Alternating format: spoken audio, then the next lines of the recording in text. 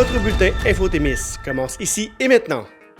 Alexandre Binette, maire de Moffett, s'entretient avec nous pour nous informer des mesures prises par la municipalité de Moffett afin de gérer la crise. Il est rempli d'espoir qu'on en sortira plus fort. Merci de nous contacter pour voir comment que ça va à Moffett, comment que ça va dans l'est du Témiscamingue avec la crise de la COVID-19. Quand même pas un printemps comme les autres, là, justement, là, la situation de crise mondiale, là, c'est complètement inédit. Donc, nous, en ce moment, à Moffett, là, on n'est pas dans un contexte là, de déclarer là, un état d'urgence local ou quoi que ce soit. On croit que la situation, elle est quand même très importante, mais elle est quand même sous contrôle en ce moment. Donc, on se pose la question, évidemment, là, comme conseil municipal, moi comme maire, mais les conseillers aussi, c'est quoi le rôle de la municipalité dans une crise comme celle-là? Je pense que la première chose qu'il faut qu'on assure, en fait, c'est vraiment assurer la continuité des opérations municipales. Garder le bureau municipal fonctionnel, que nos employés continuent à offrir les services là, aux citoyens, les services qui sont essentiels. Il faut évidemment là, se protéger. Donc, nous, dans les premières mesures là, qu'on a prises, ça a été, comme beaucoup d'autres municipalités aussi, là, de fermer l'accès à nos édifices municipaux. Donc, l'accès est fermé au public. Là. En ce moment, là, la neige elle fond beaucoup. On se rend compte que il va falloir aussi fermer là, l'accès au parc. Il faut aussi qu'on s'adapte parce qu'il faut qu'on continue à fonctionner. Le conseil municipal, on sait qu'une municipalité, ça fonctionne en prenant des résolutions. Il faut que les conseillers soient présents. On a eu un allègement au niveau de la loi. La ministre nous a permis, en fait, là, de tenir des séances par vidéoconférence ou des séances à huis clos. Donc, on a commencé à fonctionner comme ça. Notre premier conseil municipal, en fait, le dernier qu'on a eu, le 17 mars, on l'a fait à huis clos. On en a profité aussi pour la première fois pour le transmettre sur Internet par souci de transparence. Là, le prochain va se faire uniquement par vidéoconférence. Donc, il a fallu mettre ces choses-là en place. Mais comme c'est là en ce moment, je dirais que la municipalité, elle fonctionne bien. On a réussi à mettre les choses en place pour qu'on puisse continuer de fonctionner. Donc, une fois que nous, on peut s'assurer qu'on fonctionne bien, qu'est-ce qu'on peut faire ensuite pour aider les gens? Évidemment, l'aide d'une municipalité, faut pas mélanger la responsabilité d'une municipalité par rapport à celle de la santé publique, à celle du ministère de la Santé ou à celle d'une MRC ou de la SDT même, qui ont chacun leur rôle à jouer dans une crise comme celle-là. Donc, nous, on a décidé principalement, on s'est dit on avait les liquidités pour le faire aussi. On a changé le taux d'intérêt pour les taxes impayées à 0% pour les taxes de 2020 jusqu'à la fin de l'année. Mais évidemment, on demande aux gens, ceux qui sont capables de continuer à payer selon les dates normales, là, de continuer à le faire parce que nous, on veut continuer aussi à opérer et à offrir des services. Au niveau des personnes vulnérables, encore là, on a envoyé des communiqués. On essaye de dire aux gens, si vous avez une problématique, parce que beaucoup de gens s'entraident ensemble. C'est des personnes âgées, souvent, ou de la famille qui vont les aider pour aller faire l'épicerie, aller chercher des médicaments. Donc, il y a des choses comme ça qui s'organisent d'elles-mêmes. On est quand même là, la municipalité, s'il y a des problèmes, s'il y a des gens qui sont en quarantaine ou qui sont incapables de s'approvisionner, ils peuvent toujours appeler. Moi, j'ai contacté le président, entre autres, du club Les Butineurs, qui est le club de l'âge d'or. Puis, pour vérifier, en fait, avec lui, parce qu'eux ont une manière de se contacter, de se communiquer facilement entre eux, à savoir s'il y a des gens qui ont des problématiques, qui vivent des situations difficiles, mais qui n'hésitent pas, en fait, à appeler la municipalité. Au niveau des services essentiels, les gens continuent quand même à se déplacer. On leur a demandé de rester chez eux, sauf pour tout ce qui est services essentiels. Par exemple, nourriture, médicaments. On sait qu'à Moffett, on n'a pas encore d'endroit où est-ce on n'a pas d'épicerie. Oui, on a un projet de marché public qui s'en vient, mais il est toujours pas là. Donc, je sais que les gens vont à la Force, à la Tulipe puis même aussi à Belle-Terre, je crois, là, pour s'approvisionner. Également à Ville-Marie. Donc, ces gens-là doivent quand même sortir pour faire ça. C'est certain que les entreprises vivent un moment qui est quand même difficile en ce moment. On sait qu'à Moffett, dans l'est du Témiscamingue, puis même au Témiscamingue en général, le tourisme, la villégiature, c'est des secteurs importants de l'économie. Puis ici, il y a beaucoup de pourvoiries à Moffett là, qui attirent des gens des États-Unis, généralement de l'Ontario, du reste du Québec. Qui en ce moment pourront pas se déplacer cet été pour ce qui est de la chasse à l'ours ou ce qui est d'autres types d'activités. Donc ça va vraiment faire mal cette année. Fait qu'on essaie de les aider le mieux possible. On a un programme d'aide, nous, municipal, qui aide les entreprises qui offrent des services de proximité. Là, on va regarder dans les prochaines semaines à savoir si on pourrait adapter ce programme-là pour donner une aide plus directe, en fait. Puis on veut aussi rester en contact avec les entreprises, s'assurer qu'ils comprennent bien c'est quoi les différentes mesures d'aide qu'ils ont droit au niveau de la SDT, de la MRC, parce que la MRC va pouvoir gérer, là, je pense, une enveloppe qui va être environ d'1 million de dollars pour aider les PME. Malgré ça, ben, il faut penser aussi à la reprise. Qu'est-ce que ça va changer? Est-ce qu'on va revenir dans un monde exactement comme on était avant ou le monde va avoir changé? C'est très difficile à dire. Mais on se rend compte de plusieurs choses. Une crise comme ça nous fait qu'on se rend compte que on est très dépendant de toutes sortes de choses. J'en parlais du tourisme ou l'activité qui est liée à tout ce qui est villégiature. Nous, c'est une partie importante de notre économie locale. Fait qu'on va devoir penser à une manière de supporter ce secteur-là, mais en même temps aussi peut-être mettre des efforts pour diversifier l'économie. Donc, il y a une des choses moi, qui me tient beaucoup à cœur depuis que j'ai commencé mon mandat à la mairie, c'est le concept d'autonomie alimentaire. On sait très bien qu'on ne sera jamais complètement autonome, mais il y a plusieurs choses qu'on peut faire quand même dans notre territoire, dans notre localité pour favoriser cette autonomie alimentaire-là. J'en parlais aussi un petit peu tantôt. Le projet de marché public à Moffett, c'est un projet qui avance bien. Là, on espérait pouvoir ouvrir en quelque part vers la mi-mai. Là, ça se peut que les choses soient un petit peu retardées là, par rapport aux différents fournisseurs, aux différents entrepreneurs qu'on doit toujours contacter. Mais il reste que c'est des projets comme ça où est-ce qu'on favorise les services de proximité, où est-ce qu'on favorise l'autonomie alimentaire. Moi, c'est des choses, je pense qu'il faut qu'on commence, là, en fait, il faut pas qu'on slack, en fait. Il faut pas qu'on mette les choses sur la glace. Il faut qu'on redouble d'efforts dans ce sens-là. Puis, tu sais, je pense que cette crise-là, à terme, va nous montrer une chose, c'est que l'humanité, des fois, on pense que les systèmes établis, il n'y a rien qui peut changer, tout est figé, puis c'est comme ça que ça se passe. Mais là, on se rend compte que malgré des fois un grand discours d'immobilisme, on se rend compte que l'humanité, en l'espace de quelques semaines, est capable de changer radicalement ses façons de faire. Donc, tu sais, j'espère que en bout de ligne, on se rendra compte sur différents enjeux, comme par exemple les changements climatiques, qu'on est capable de faire quelque chose. Puis on a la capacité de se prendre en main et de faire des choses. Puis il faut dire, en général, je pense que ça va bien aller. Effectivement, les choses vont bien aller, on va s'en sortir. Puis je crois même qu'on va s'en sortir plus fort qu'avant. Les agrotransformateurs québécois doivent se plier à des mesures d'hygiène très strictes. Imaginez maintenant le casse-tête en temps de pandémie. Hélène Lessard, copropriétaire de la fromagerie Le Fromage au Village de Lorrainville, se confie sur cette réalité. Bien, c'est sûr que les mesures d'hygiène sont déjà pas mal au top. Il y a toujours de la place à l'amélioration, mais le lavage de mains chez Fromage au Village, c'était déjà pas mal institué déjà.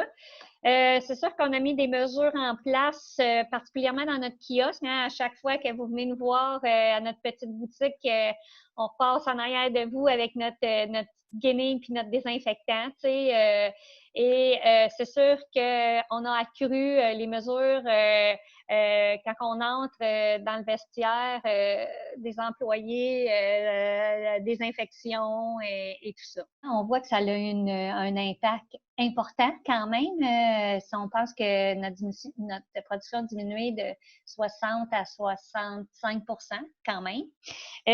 Ça s'explique parce que les gens vont moins à l'épicerie. Mm-hmm. Ça s'explique parce que notre distributeur qui travaille le nord-est ontarien a décidé pour un certain temps d'arrêter de pas distribuer dans le nord-est parce que Écoute, c'était rendu incroyable de rentrer en épicerie là, par les portes d'en arrière, un à la fois. Donc, une livraison qui prenait 5-10 minutes normalement en prenait 30 à 40 minutes. Donc, c'était rendu que la run était trop longue dans le temps, donc pas mal invivable.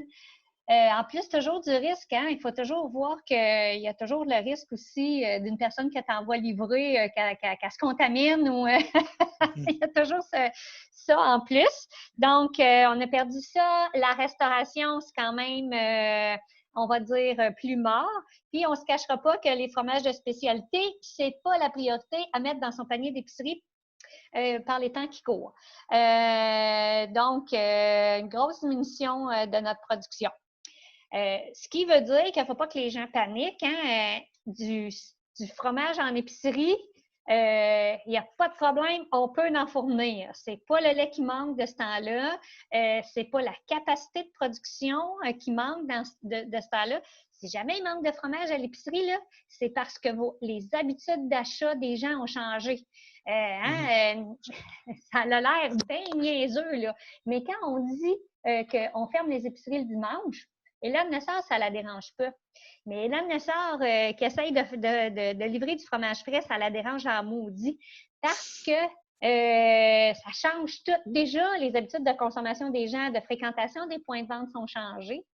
Là, ça les change encore. Fait que c'est pas si vous arrivez à l'épicerie et il n'y a pas de fromage, c'est pas qu'on n'est pas fermé, c'est pas qu'on n'en fait pas, c'est parce qu'on a mal visé, tu sais, parce que là, on va se le dire, un vendredi de crise à l'épicerie, c'est pas la même fréquentation qu'un vendredi avant la pandémie. Les fromages de niche, ce qu'on vend actuellement a été fait avant la pandémie. Puis c'est sûr qu'on essaye de les écouler rapidement et qu'on n'en fait pas de ce temps-là. Hein. Par exemple, les Angélus, ils ont une durée de vie relativement courte, donc on essaye de les écouler et non, actuellement, on n'en fait pas. On va voir comment tout ça chemine. C'est sûr qu'il n'y a pas grand monde au Québec qui fait du fromage en vieillissement de ce temps-là. On ne sait pas comment, on ne sait pas assez combien de temps ça va durer. Fait qu'une diminution de 65 60 à 65 de production. Évidemment qu'on a mis du personnel à pied. Au niveau du personnel, comment on va finir par arranger tout ça? Est-ce qu'on va reprendre tout le monde avec les mesures de 25 On est en train d'évaluer ça. Puis, ça évolue rapidement. Il y a des mesures gouvernementales qui arrivent à tous les jours. Mais effectivement, là, alors qu'on se parle, il y a des gens qu'on a mis à pied. T'sais, la plupart ont une diminution d'heures importante. Comment on fait pour, il faut les rassurer. Il y a beaucoup de gestion d'anxiété et on s'informe. Christian, entre autres, sa job a été de beaucoup s'informer sur les différentes mesures gouvernementales pour savoir ce qui est, pour essayer de les rassurer avec au mieux de nos connaissances avec les mesures gouvernementales. Qu'on a fait aussi pour essayer de se garder de bonne humeur, c'est de se faire des petits projets qui coûtaient pas cher, comme par exemple nos capsules là, pour mousser nos capsules humoristiques pour mousser nos ventes en ligne. Ça, je dirais que c'est un petit projet qui coûte pas cher, mais qui nous donne au moins, nous, une certaine motivation. Malgré la crise de la COVID-19, la vie continue et la mort fait partie de la vie. Alors comment les personnes endeuillées peuvent-elles vivre leur deuil en cette période de confinement? Entretien avec Sylvain Robert, directeur général de la coopérative funéraire du Témiscamingue. La vie continue et malheureusement, la mort fait partie de la vie. Et pour ceux qui le vivent un deuil, c'est de plus en plus difficile dans ces moments-là parce qu'ils sont vraiment seuls, ces personnes-là.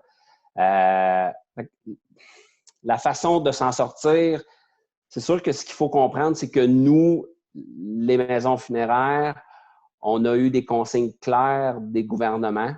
Il y a des choses qu'on ne peut pas déroger des consignes de confinement du gouvernement. C'est sûr qu'on est un service essentiel. Par contre, il faut protéger la population, il faut se protéger nous Et avec tout ce qu'on a entendu aussi dans les médias, vous savez que les salons funéraires, c'est des lieux de rassemblement, de réconfort.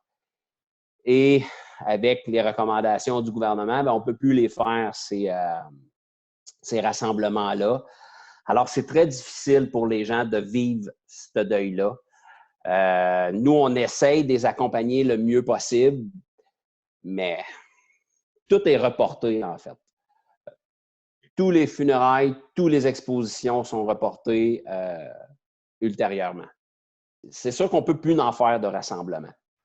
C'est sûr que ça dépend toujours de quel décès on parle. Est-ce qu'on parle d'un décès du coronavirus ou on parle d'un décès d'une maladie traditionnelle? Si c'est une maladie traditionnelle, bien, c'est sûr que l'incinération aujourd'hui est pas mal présente.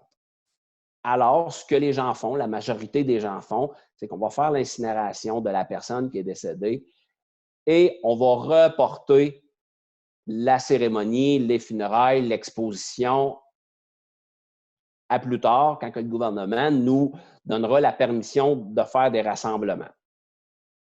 Par contre, si les gens veulent faire une exposition, ils peuvent le faire pareil si la personne est décédée d'une maladie plus commune. On peut le faire, mais vraiment privé, intime, en famille, mais en famille par petits groupes. Ça veut dire par maisonnée. J'aime bien le mot maisonnée parce que ça donne une image. Je vous donne l'exemple, ma mère décède, mais on pourrait aller la voir, ma famille à moi, ma maison à moi. Ma sœur, nous on quitte, ma sœur pourrait venir, sa maison à elle, venir voir sa femme, sa mère. C'est comme ça qu'on peut organiser ça, vraiment par petits groupes. Il y a des salons funéraires à Montréal, des gros salons funéraires, là, eux, là, c'est des groupes de 2. Fait que ça peut être long, là, les expositions puis tout ça. Fait que c'est vraiment par famille, intime, privé. Mais quand on propose ça aux gens, les gens se disent, bien, tant qu'à faire ça, bien oui, on peut le faire, mais aussi, on va reporter les funérailles parce que les gens ont besoin de la proximité des gens, ont besoin de se rassembler en famille, entre amis, et à partir de là, bien, les gens vont attendre. Les gens sont très consciencieux, très ouverts et très conscients de tout ça.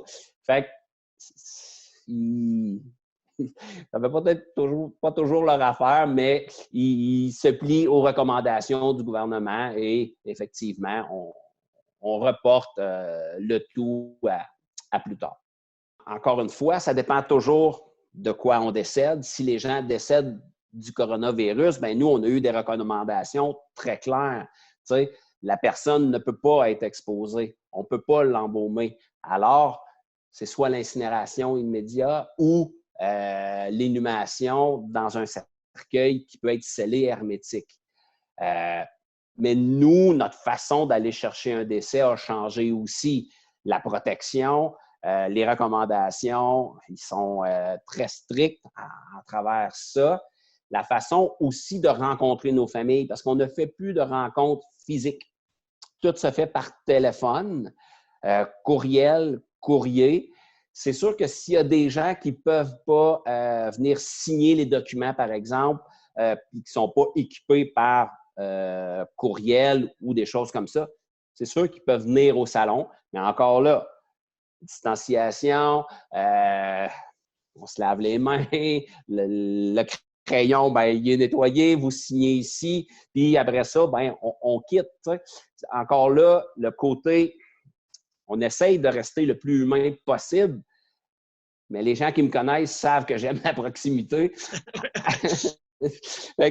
Alors, c'est un peu ça qui vient chambarder le milieu funéraire puis la relation qu'on a avec les gens endeuillés. Mais, regardez, c'est une passe qu'il faut vivre, puis on va passer à travers, puis après ça, on va tout remettre, puis on va revivre ce qu'on a à vivre, ce deuil-là. Il faut juste prendre le temps, en fait, puis de laisser aller, puis de laisser la poussière retomber, puis après ça, on va pouvoir vivre nos émotions, il faut les vivre là présentement, il ne faut pas les retarder, mais il faut vivre notre deuil à ce moment-là avec notre monde qu'on va avoir aimé et tout ça. Le conseil qu'on peut donner, ça va faire drôle de dire ça, mais c'est de ne pas rester seul. Puis là, on est tous confinés chez nous, dans nos petites maisons, à essayer de se battre avec ça. Mais aujourd'hui, on a les téléphones, on a les réseaux sociaux. Utilisez ça. Puis je vais donner comme 2 exemples. Les gens qui vivent le deuil, mais les gens aussi qui ont des amis qui vivent un deuil, de ne pas les laisser tout seuls, de prendre le téléphone, de les appeler, d'envoyer des messages de sympathie. Aujourd'hui, avec tous les réseaux sociaux, que ce soit Facebook et tout cette gang-là, on peut mettre des photos commémoratives. Il faut sortir de notre zone de confort. Les salons funéraires, ils sont là, mais on a l'impression des fois de ne pas accompagner nos familles comme on voudrait le faire parce que la proximité n'est plus là. Mais c'est de ne pas rester tout seul. Des fois, on n'ose pas appeler quelqu'un parce qu'on a peur de les déranger. Mais non, c'est tout le temps un réconfort de soit appeler une personne qui vit son deuil ou même la personne qui vit le deuil personnellement, c'est d'appeler un frère, d'appeler un ami pour qu'elle puisse jaser de tout ça. Puis d'utiliser les réseaux sociaux. Autant que les réseaux sociaux, des fois, sont critiqués, mais là, ils peuvent être très, très, très utiles. Vous savez qu'on est rendu une coopérative. Nous, malheureusement, notre site Internet, il est en reconstruction. OK? Fait que les gens, vous pouvez utiliser notre site Internet, envoyer les messages de sympathie, rester connecté quand même à votre monde par ces réseaux sociaux-là. Mais la Fédération des coopératives funéraires du Québec, eux, ont un site Internet. Et ils ont des beaux petits vidéos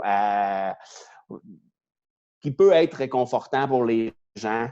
Il y a aussi, ça s'appelle La Gentiane, Gentiane.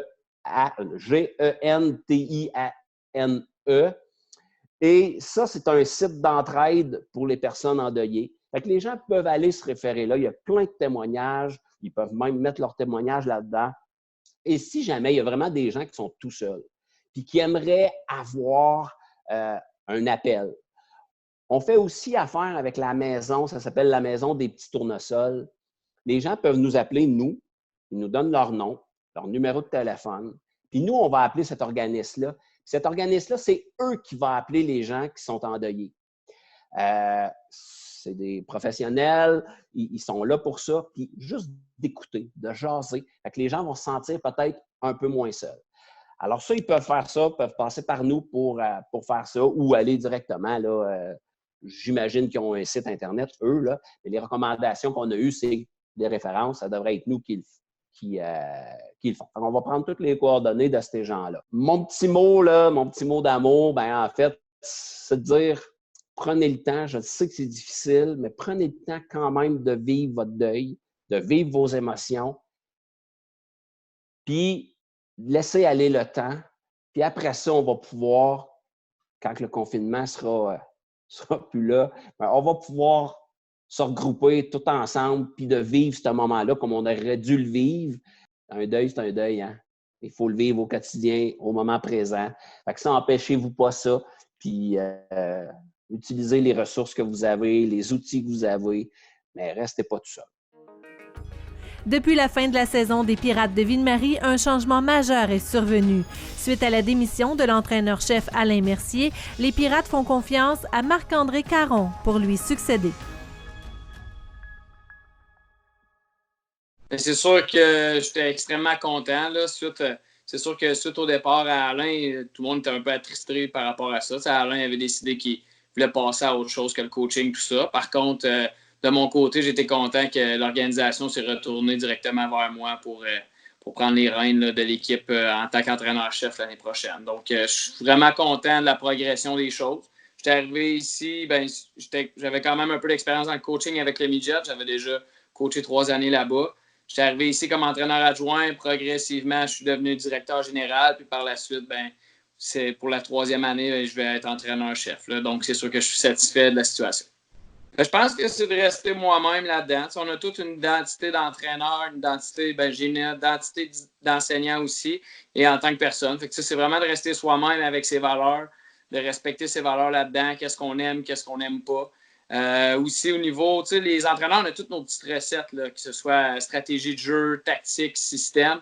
Puis ça, c'est vraiment de respecter le fait que je pense que ça va me prendre on a une organisation solide, on a vraiment des bons propriétaires, tout ça. Fait que ça donne déjà un bon coup de main. Et 2, là, ça va être vraiment de me trouver des personnes pour vraiment bien compléter l'équipe d'entraîneurs, puis même chose pour les joueurs. Fait que oui, tu peux avoir du succès comme entraîneur personnellement, mais tu es vraiment, même si c'est toi l'entraîneur-chef, les adjoints sont extrêmement importants, les joueurs sont extrêmement importants, puis l'organisation aussi. Donc, c'est des personnes qui partagent mes valeurs. C'est sûr que les Pirates, c'est une grande famille, on le dit souvent. Ça, il faut que ça continue. Au niveau du respect aussi envers les personnes, je pense que c'est important de traiter les joueurs avec beaucoup de respect, mais aussi d'être capable de les challenger. Il y a du respect, mais il y a du challenge à avoir chez les joueurs, chez les entraîneurs aussi. Fait que, je pense que c'est vraiment à ce niveau-là de partager les mêmes valeurs humaines, puis aussi la fierté. Moi, c'est pour les joueurs puis pour les entraîneurs, la fierté des Pirates va être mise de l'avant parce qu'on a des partisans qui sont passionnés, qui sont fiers de leur équipe. Je veux que les joueurs qui portent ce chandail-là aient la même fierté, que ce soit dans les pratiques, que ce soit aussi durant les matchs et de la façon qu'ils agissent, au-delà de l'intensité, tout ça, ça va être vraiment la façon qu'ils vont agir sur la glace. On va mettre beaucoup d'accent là-dessus. Donc, je veux que ce soit des personnes qui ont le même message que moi, même si parfois ils vont avoir des opinions différentes au niveau de stratégie de jeu, utilisation de joueurs ou autre. Ça, c'est parfait.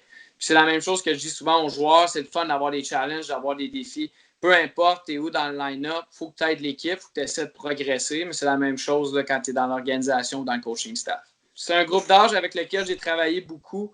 Il y a plusieurs joueurs que j'ai eu au niveau midget qui ont encore suivi dans les Pirates, tout ça. Donc, c'est sûr qu'il y a ça. Aussi, le sentiment d'appartenance par rapport à la région. Parce que tu veux pas, des fois, tu écoutes d'autres offres, tu regardes d'autres possibilités pour le coaching au hockey. Mais je voulais vraiment rester en région. Puis en plus, ça va bien avec mon emploi en enseignement aussi. Donc, j'étais capable de concilier tout ça tout en restant au Témiscamingue puis de représenter les Pirates. Donc, c'est pas mal tout ça ensemble, plus les joueurs avec lesquels je savais qu'ils allaient revenir puis que j'avais développé certains liens qui ont fait en sorte que j'ai accepté sans hésiter. Il y a quand même une ligne directrice entre les joueurs et l'entraîneur. Puis même si c'est de rester soi-même là-dedans, mais les joueurs, je pense qu'ils sont très au courant de la ligne directrice, que je suis leur entraîneur. Oui, des fois, on peut avoir certaines discussions plus légères, mais je reste leur entraîneur, je ne suis pas leur ami. C'est vraiment une relation qui est différente, mais c'est une excellente question. C'est rester moi-même, mais vraiment d'établir vraiment comme un lien de confiance, mais pas trop proche, comme tu dis. Là. Ouais, c'est sûr que c'est jamais une fin qui est superbe là, pour les autres équipes, là, si on s'entend. Si on veut toujours qu'il y ait un champion à la fin, tout ça, parce que c'est tellement d'efforts. Nous, on l'a vécu l'année d'avant, on a remporté le championnat. Puis il y a des années que ça fonctionne pour toi, des années que ça fonctionne moins bien pour des raisons diverses. Mais de vivre ce feeling-là, c'est incroyable. Puis c'est quelque chose qu'on court toujours après. Donc, c'est triste pour ces équipes-là, mais en même temps, veux pas, c'est vraiment au niveau de la santé mondiale. Là, je pense que c'est à peu près toutes les ligues qui ont été annulées ou autres. Donc, c'est là que ça permet de mettre certaines choses en perspective, que le hockey, c'est très important. On met beaucoup d'efforts là-dedans, mais quand c'est vraiment au niveau de la santé puis qu'il y a des dangers, il faut remettre les choses en perspective et que les valeurs humaines prennent le dessus.